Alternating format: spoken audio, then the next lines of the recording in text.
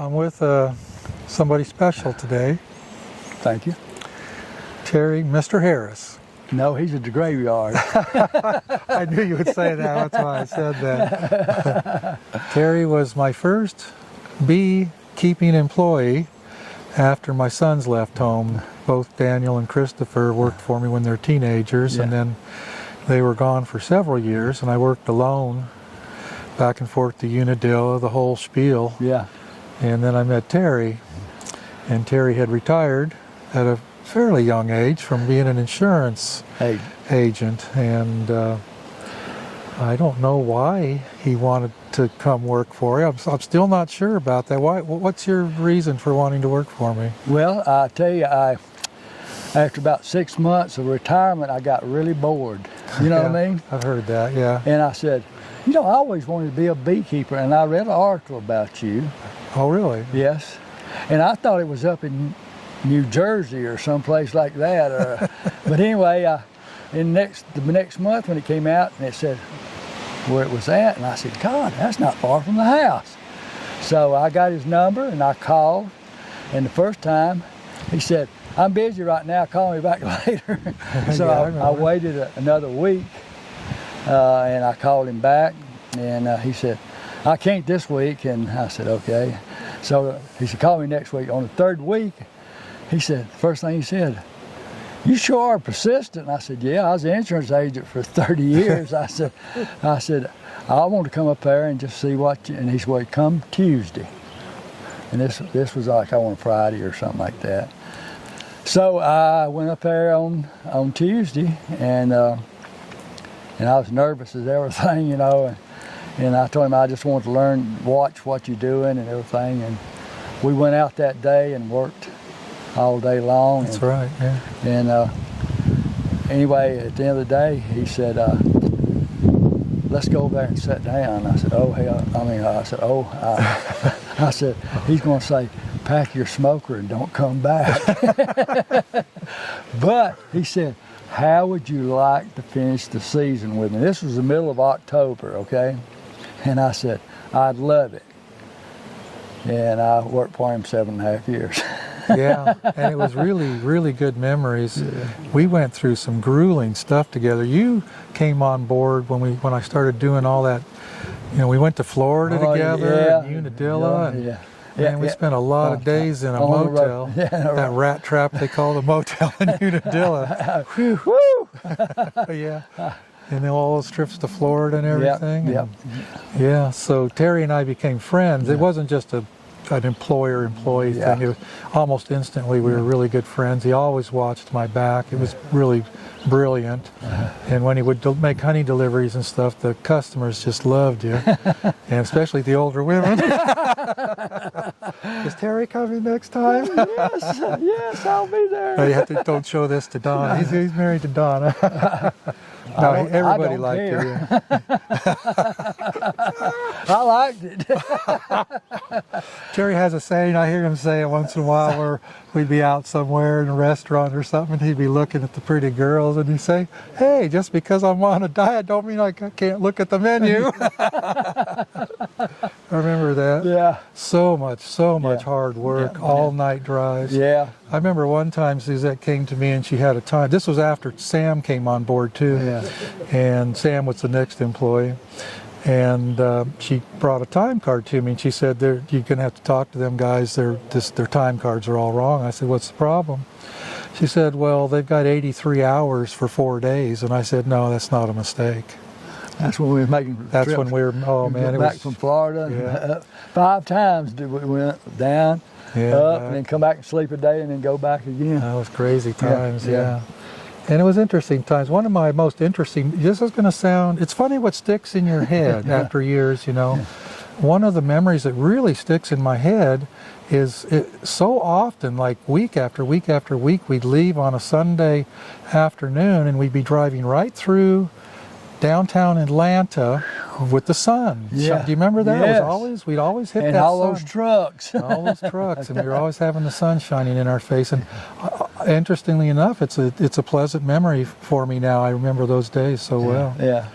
And so I had one truck when you came on board, and then I got another so we could, you could go and I could go. And, Yeah. I never forget my first trip through Atlanta in a big truck with a load of bees on the way back from Unadilla. And I got down, I said, I know I'm going to hold back, and I'm going to wait till it gets dark and there won't be many people here. Yeah. People weren't there, but trucks were everywhere. Oh, man, and I was going down through the middle there, and I was right in the middle, and there's one in front, one in front and back, and one on each side, and I just,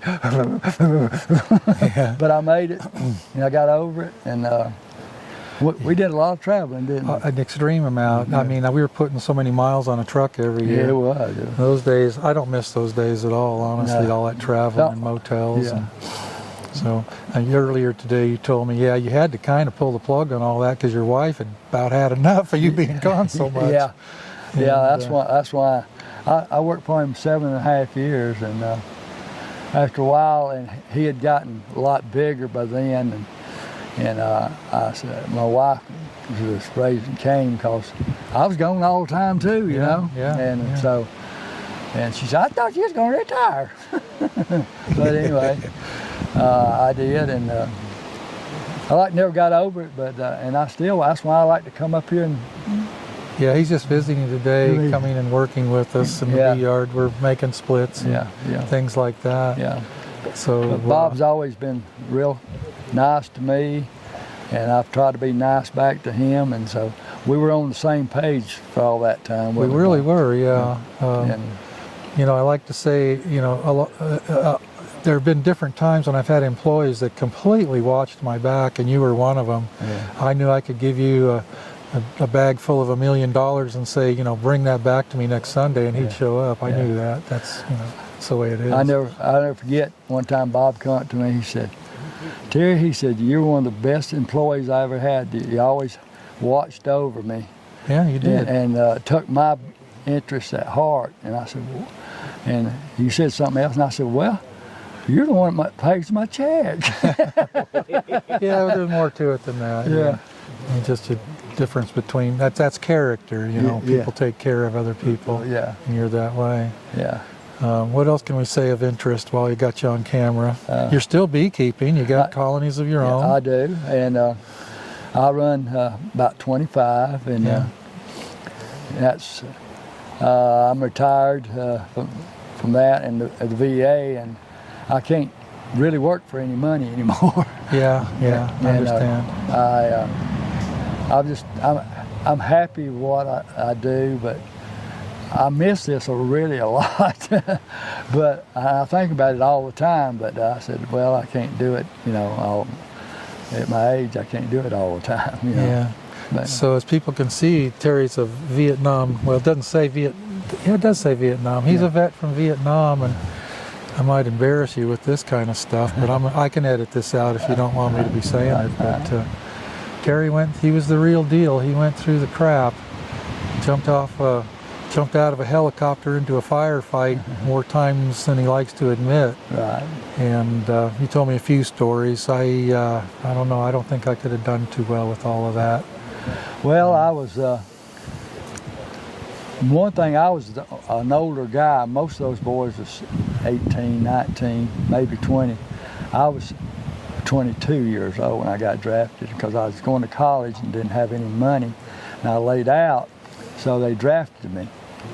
And I had two uncles that were World War II and Korea War, and they told me a lot of things. And a lot of people used to say, well, Terry, why didn't you go to Colorado? I mean, not Colorado, but where is it? North. I mean, Canada? Canada. Yeah. And I said, well, first of all, I didn't think about it. And second of all, I said, my uncles would have killed me. Yeah, your family's different than that. Yeah. Yeah. But, those uncles would have, but... Well, I came really close to getting drafted. The year I turned 18, I believe everybody gets a number, just a random number. And my number was 115. Yeah. And they took to 112 that year. So I was thinking, I'm going to Vietnam. And I'd had two cousins that had went, and one of them came back an absolute wreck. I mean, he was all screwed up. Yeah. And the other one went AWOL. He said, I got to go home. Never went back. And I don't know if they ever threw him in jail over that or not. I'm sure they lost did track of it. eventually. Yeah, it was. I don't think I would have done well in Vietnam, but you seem to have survived okay. Well, I went with a positive mind, plus I was older than most of those boys. Yeah. And a lot of times I was more scared of the guy walking behind me. It was 19 years old or 18 with his finger on that trigger, knowing he's going to pop off 3 rounds before he gets his finger off there and kill me walking those rice paddies, you know. And so that's why I become a grenadier with the shooter range. So I always got in the middle. Yeah, yeah. Anyway. Well, I know something else you do. In all our travels, you never, ever, ever missed an opportunity to say thank you when you ran across another vet. You would stop the show and go, what's Terry doing? Well, he was over thanking another vet. You know, you took that pretty serious. But, you know, they, after everybody went over to Saudi Arabia and all, it opened it up for us. Because when I first came back from Vietnam, I went to a party in Athens. Athens, Georgia? Yeah. Anyway, I got there, and